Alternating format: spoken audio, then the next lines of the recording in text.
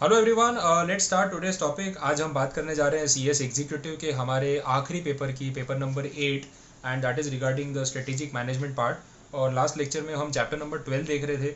SM का introduction चल रहा था एंड हमने लास्ट में एक्सटर्नल एनवायरनमेंट की बात की, जहाँ पे माइक्रो इकोनॉमिक फैक्टर्स हमने देखे, और आज हम माइक्रो एनवायरमेंटल फैक्टर्स हमने देखे, और आज हम आगे बात करेंगे एक्सटर्नल एनवायरनमेंट में मैक्रो फैक्टर्स की। ठीक है, so let us see what are the macro factors.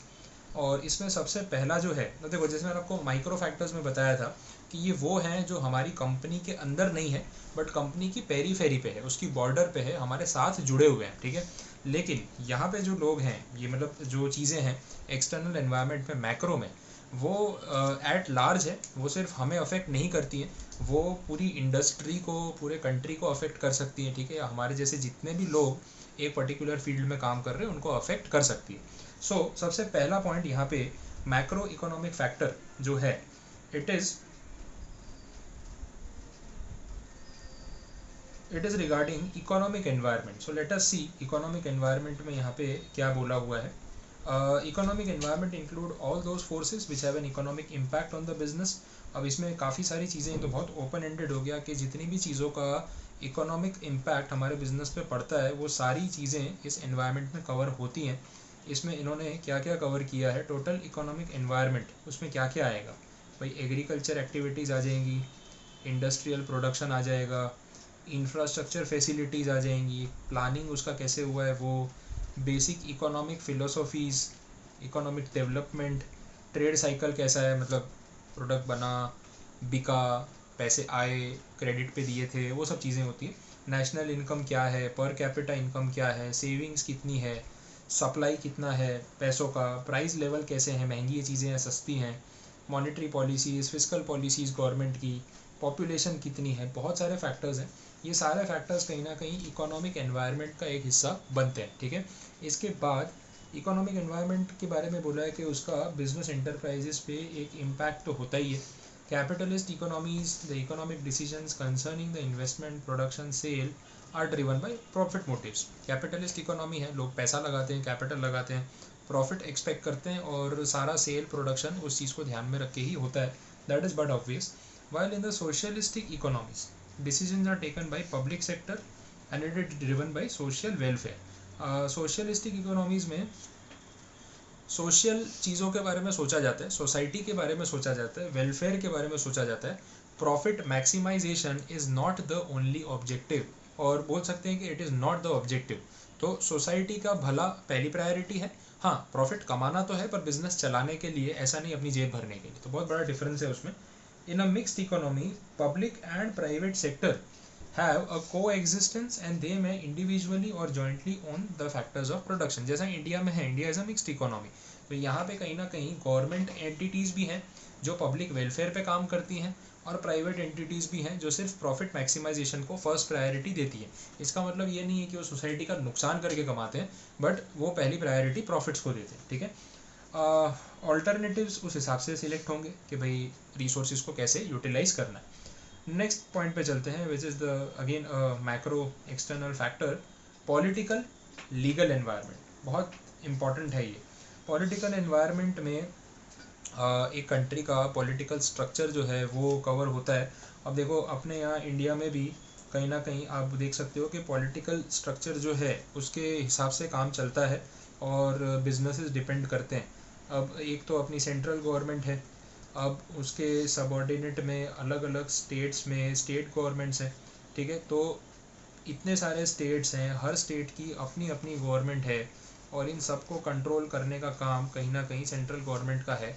But central government state government को डायरेक्टली कंट्रोल नहीं कर सकती है। ठीक है, अगर हम देखें तो सेंट्रल गवर्नमेंट और स्टेट गवर्नमेंट में अलग अलग रूलिंग पार्टीज़ हो। अभी जैसे सेंट्रल गवर्नमेंट में बीजेपी की रूलिंग पार्टी है, स्टेट गवर्नमेंट्स में अलग अलग स्टेट में अलग अलग पार्टीज है। गुजरात की बात करें तो गुजरात में तो बीजेपी थी, है, और पता नहीं रहेगी भी। महाराष्ट्र की हम बात करें तो यहाँ पे अभी सिचुएशन अलग है, यहाँ पे दो पार्टीज़ का कोएलिशन है और ये लोग साथ में काम कर रहे हैं। तो इसमें इंडियन नेशनल कांग्रेस भी है, एनसीपी का भी थोड़ा बहुत रोल था, लेकिन वो भी इधर उधर हो गया, और उसके सामने शिवसेना जो है वो पार्टी आ गई। अच्छा, राजस्थान वाले जो हैं वो दोनों पार्टियों के मज़े लेते हैं, ठीक है। वहाँ पे एक साल बीजेपी आती है, एक टर्म मतलब एक एक टर्म में कांग्रेस आती है, फिर एक टर्म में बीजेपी आती है, फिर एक टर्म में कांग्रेस आती है। पिछले 5 साल से ये लोग रोटेट कर रहे हैं, मतलब एक सरकार को टिकने नहीं देते, क्योंकि एक टिकेगी सेट हो जाएगी परेशान करेगी, उससे पहले वो इनको परेशान कर देते हैं।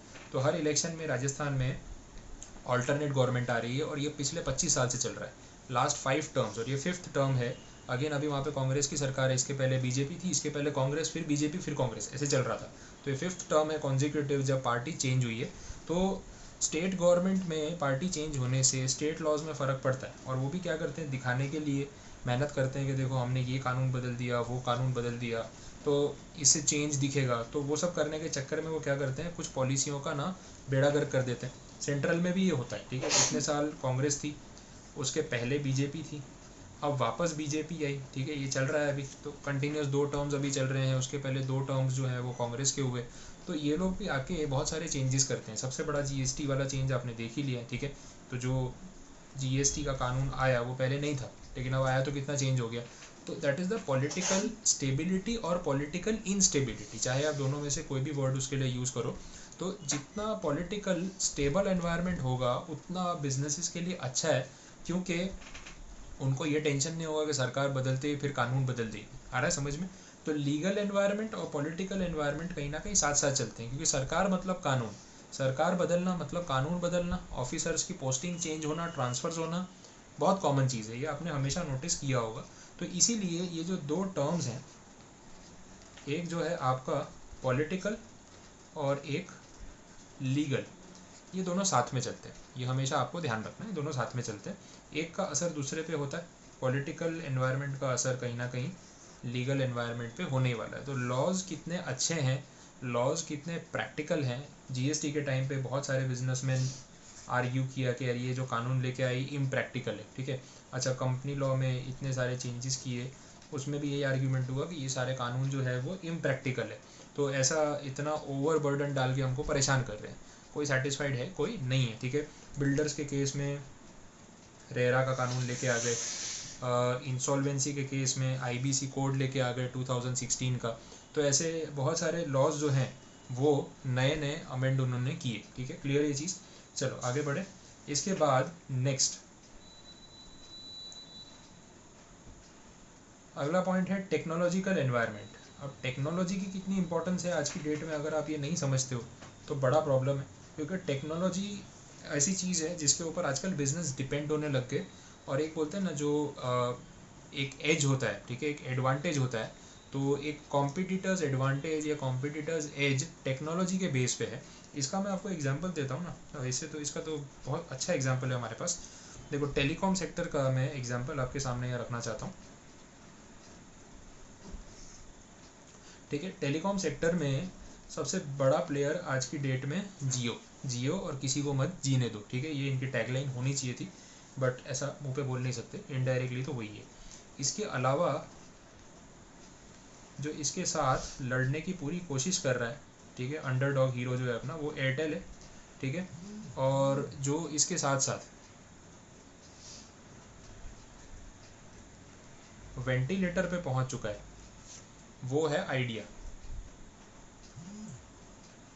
ठीक है। जो वेंटिलेटर पे पहुंच चुका है, कभी भी इसका स्विच ऑफ हो सकता है, वो है आइडिया।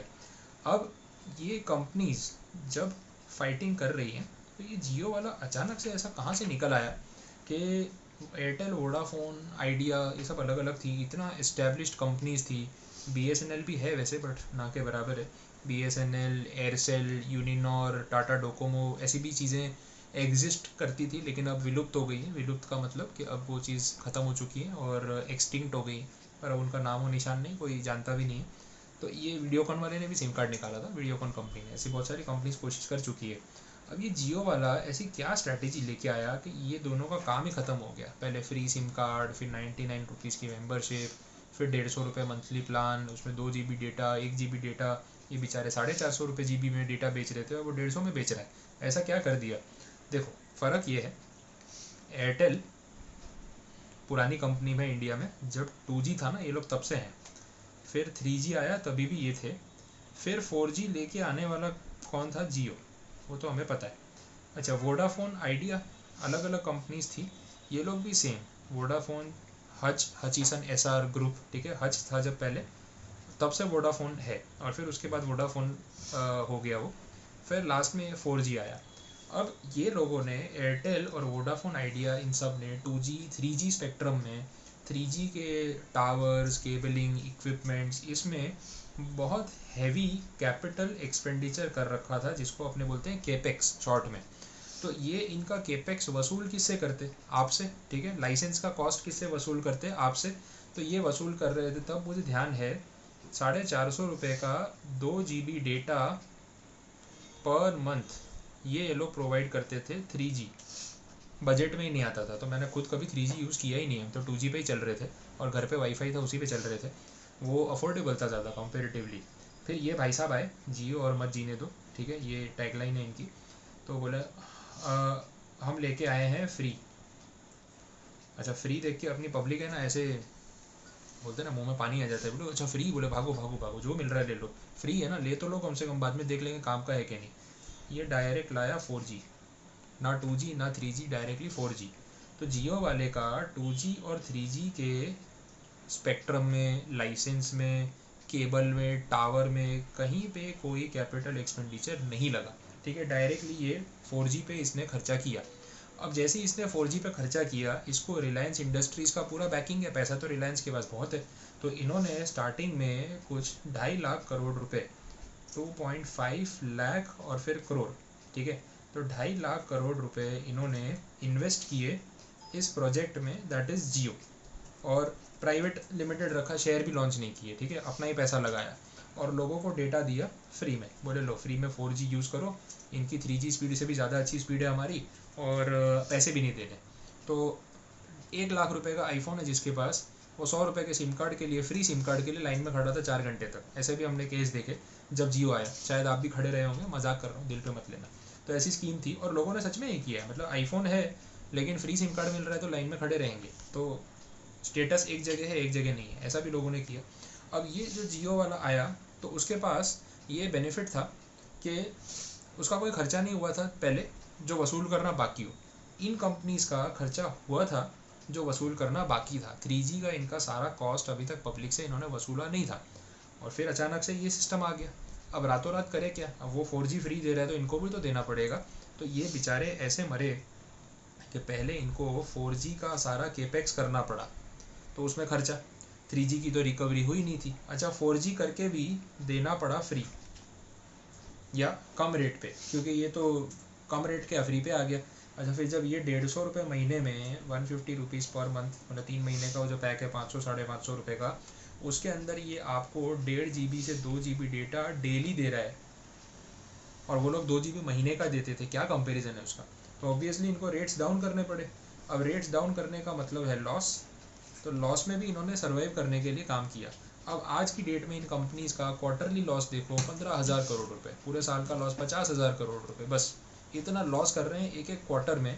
फाइनली एयरटेल ने थक हार के रिसेंटली ये डिस्क्लोज कर दिया कि अब हम जियो के साथ कोई प्राइस वॉर नहीं खेलेंगे, हमें कोई मतलब नहीं, जियो वाला फ्री में सिम कार्ड बांटता है, जिनको सस्ती सर्विस चाहिए भाड़ में जाओ, हम सिर्फ वो कस्टमर्स पे फोकस करेंगे जो पैसा दे के क्वालिटी चाहते हैं, अच्छा नेटवर्क चाहते हैं। क्योंकि आज की डेट में पर कस्टमर जो रेवेन्यू होता है उसको बोलते हैं एवरेज रेवेन्यू पर यूज़र, ARPU, ये एयरटेल का ज़्यादा है, ठीक है, नंबर ऑफ सब्सक्राइबर जियो के ज़्यादा है।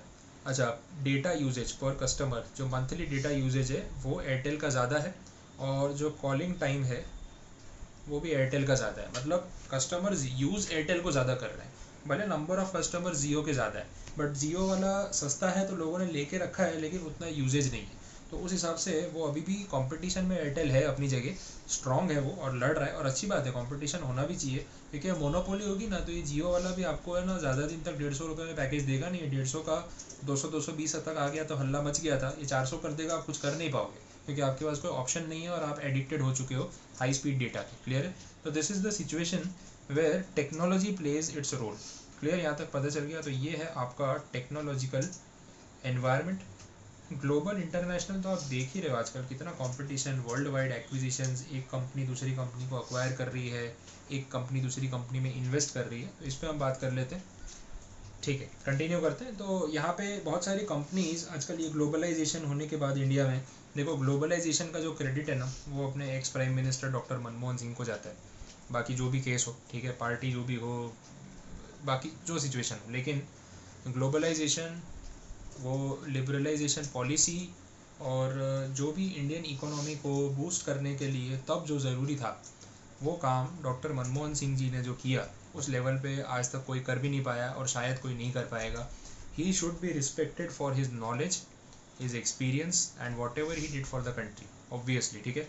तो आई पर्सनली डू सो, तो मैं बहुत उनको रिगार्ड करता हूँ कि जैसा दिमाग उनके पास है, बोलते नहीं है, और ज़रूरी नहीं कि जिसका दिमाग है वो हल्ला मचाता रहे कि बहुत इंटेलिजेंट हो, बट उनका काम बोलता है। जो उन्होंने किया ना, आज उसी के भरोसे या उसी की वजह से लास्ट 30 ईयर्स में इंडिया इतना ग्रो हुआ है। एंड अगर आप वो फैक्ट एक्सेप्ट नहीं कर सकते हो तो आपको समझ ही नहीं है कि क्या हो रहा है, ठीक है। तो इंटरनेशनल एनवायरनमेंट जो है या ग्लोबल एनवायरनमेंट जो है वो इतना ज़्यादा आज चेंज हो गया है। आज अमेज़ॉन इंडिया में इन्वेस्ट करता है, फेसबुक जियो में इन्वेस्ट करता है, और बड़ी बड़ी कंपनीज इंडियन कंपनीज में इन्वेस्ट करती हैं। Being competitors also they are working together for benefit of both the companies, मतलब विन विन सिचुएशन को समझना चाहते हैं। पहले एक दूसरे का मुंह नहीं देखते थे, आज साथ में मीटिंग्स करते हैं, गले मिलते हैं, खाना खाते हैं बैठ के, एक दूसरे के फंक्शंस अटेंड करते हैं, you know that kind of thing. तो वो एक बिजनेस को रिलेशंस में कन्वर्ट किया उन्होंने, और लॉन्ग टर्म पार्टनरशिप्स की बात करते हैं, बिकॉज दे नो कि अगर हम साथ में काम करेंगे तो ही हम पूरे वर्ल्ड में अपना टारगेट अचीव कर सकते हैं और अपनी वेल्थ बढ़ा सकते हैं। क्लियर? तो ये है international environment, global environment. Next part is socio cultural environment. ये अगेन सबसे एक इम्पॉर्टेंट फैक्टर माना जाता है और है भी। सोशियो कल्चरल मतलब जो लोगों का कल्चर है, जो सोसाइटी है, अगर आप उसको नहीं समझते हो और आप उसको इम्पोर्टेंस नहीं देते हो तो आपका बिजनेस चला पाना बहुत मुश्किल है। इसका मैं आपको एग्जांपल देता हूँ सोशियो कल्चरल का। बहुत प्रैक्टिकल सिचुएशंस है, ठीक है, इसके बारे में बात करते हैं। सबसे पहले एग्जांपल अपने ना फूड इंडस्ट्री या उसके अकॉर्डिंगली लेते हैं, आपको जल्दी समझ आएगा। देखो फूड इंडस्ट्री में बहुत सारे इंटरनेशनल ब्रांड्स हैं, जैसे फॉर एग्जांपल KFC, पिज़्ज़ा हट, डोमिनोज, ठीक है, और कोई ध्यान में आ रहा है? बर्गर किंग भी है। देखो आपको इस एग्जांपल के बाद अगर भूख लगे तो जोमेटो से फटाफट ऑर्डर करके खा लेना, ठीक है। मेरे पास और कोई ऑप्शन नहीं है, लेकिन एग्जांपल मुझे खाने पीने की चीज़ों का ही आपको देना पड़ेगा, ठीक है। अब देखो पिज़्ज़ा हट है, KFC है, डोमिनोज है, ये सब इंटरनेशनल ब्रांड्स हैं। सबवे है, ये पूरे वर्ल्ड में अपना बिजनेस चला रहे हैं और इंडिया में ये सारे लोग हैं। अब होता ये है, ये Subway, pizza, Domino's, KFC, pizza हट का एग्जांपल ले लो, ये चाइना में भी है, US में भी है, दुबई में भी है, सऊदी में भी है, ऑस्ट्रेलिया में भी है, इंडोनेशिया में भी है, सब जगह होगा। वर्ल्ड के 100-150 कंट्रीज़ में इनके चेन है, 15,000 रेस्टोरेंट्स है, 6,500 रेस्टोरेंट्स है, बहुत बड़ा चेन है, इसका कोई लेवल का कंपेरिजन नहीं है। अब पिज़्ज़ा हट का जो मेन्यू है उसकी बात करते हैं, ठीक है। अब पिज़्ज़ा हट का जो मेन्यू है, इंडिया में पनीर पिज़्ज़ा मिलता है। अब पिज़्ज़ा के ऊपर पनीर बहुत लोगों को इंडिया में पसंद है, मुझे पर्सनली बहुत पसंद है, आपको भी होगा। और मैं जब भी खाता हूँ तो मेजोरिटी में वही वाले पिज़्ज़ाज लेता हूँ जिसमें पनीर हो, तो वो अच्छा लगता है, तो वो मेरा चॉइस है। आप सोचो चाइना में कौन पनीर पिज़्ज़ा खाता होगा? लगता है आपको कि वहाँ इतनी डिमांड होगी?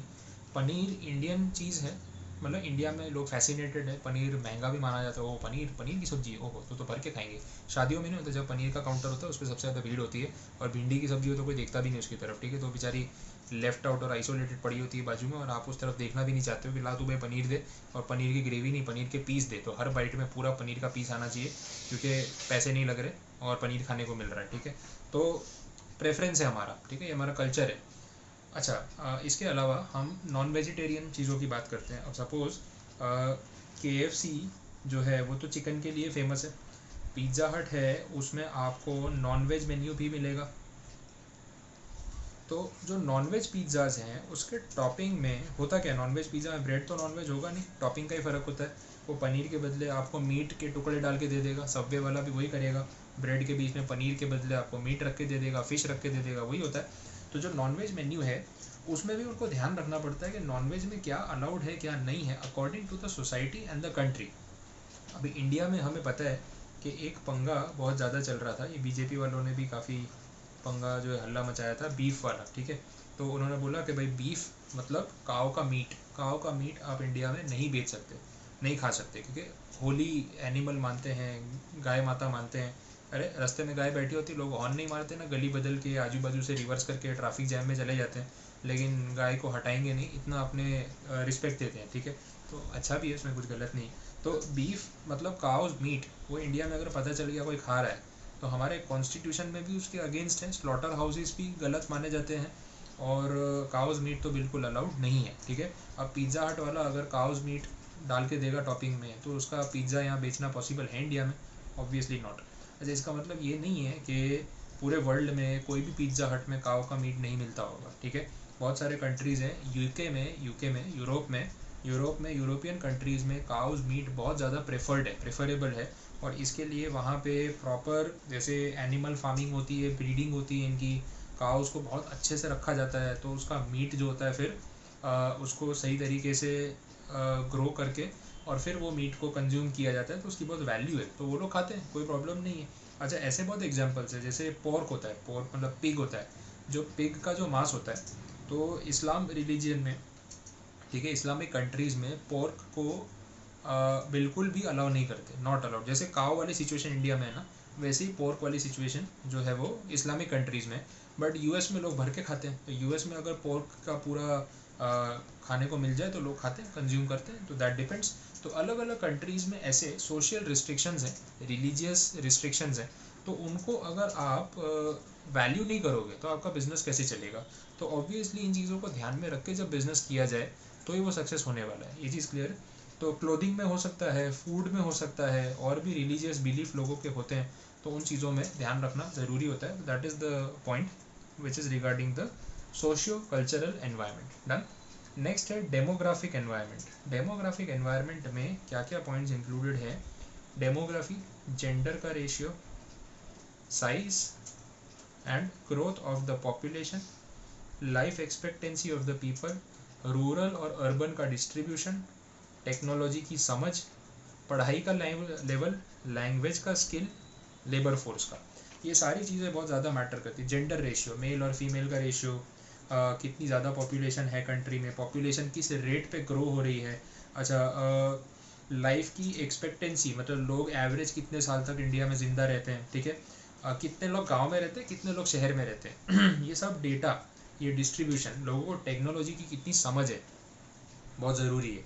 अब गांव में रहने वाला इंसान भी मोबाइल चलाना जानता है, आज की डेट में पढ़ा लिखा नहीं है तो भी जानता है। अरे मतलब जो बेगर्स होते हैं ना रोड पे, वो भी स्मार्टफोन यूज़ करते हैं, ठीक है। आपको बताएंगे नहीं दिन में, क्योंकि फिर उनको कुछ कमाने को नहीं मिलेगा, लेकिन शाम को जब उनका बिजनेस वाइंड अप हो जाता है तब वो यूज़ करते हैं। तो इवन दे नो कि कैसे चीज़ें ऑपरेट होती है, आजकल तो छोटे छोटे बच्चों को पता है।